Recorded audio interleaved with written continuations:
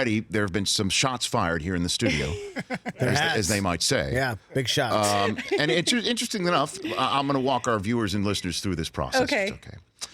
It was all born out of your interest in after seeing Dustin Johnson withdraw from the Masters, ask how Zach Johnson is doing. Yeah, exactly. And the reason why is what? Well, he's from Iowa, and Like you. like me, and Sure. I tailgated once with him before an Iowa Hawkeyes game. A football game. Yeah, he and his wife. Yeah, so he was there, and I Okay. met him, and they're an amazing, lovely couple.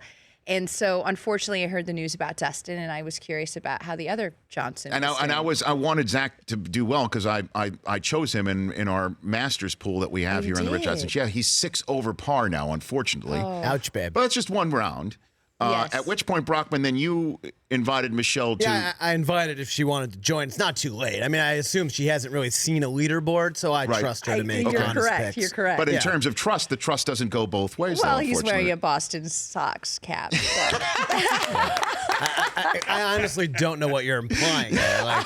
Like everyone from New England is a cheater, because that's what just No. the general Just consensus. just don't go with the worst. Just don't go with the worst. Just understand that sometimes the Old English B is an offensive piece of letters. Yeah. I'm okay with that. I mean, I'm a Cubs fan, so. Well, and by the way, congratulations on that. Thank you very much. Thank you. I mean, so is that again because you're from Iowa, and then that's the way you became a Cubs fan? Yeah, I think so. You know, we obviously don't have a pro team in Iowa, and my very first sporting event was, our taking a family vacation to Chicago, which is about a 4-hour drive. We got to go to Wrigley Field, and at So that amazing. time, so amazing, Right. and it's such a beautiful.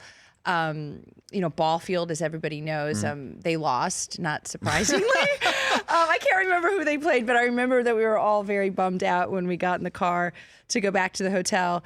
But I was excited. I was playing Little League softball at the time, and I was playing second base. So I was a huge Ryan Sandberg fan. That makes sense. Yeah. I mean, Ryan Sandberg is as great as they come. And he was easy on the ice for like a 14-year-old girl. So who played the same position on the softball diamond. Exactly. And then, so I guess, is there any stories from your family, and the same ones that we're hearing from Cubs fans, that that longtime relatives were able to see something that they never thought they would see? You know what? It's funny.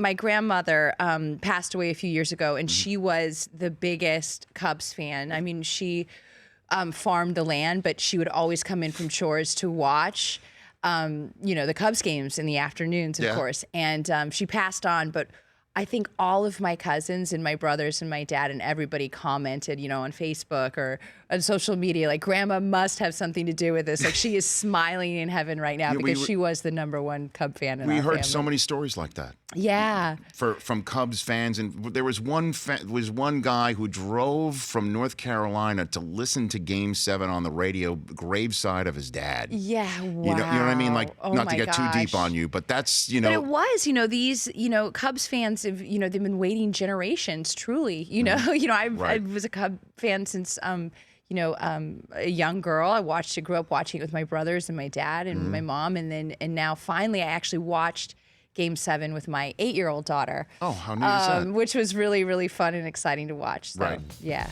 The Rich Eisen Show, weekdays at noon Eastern on Audience.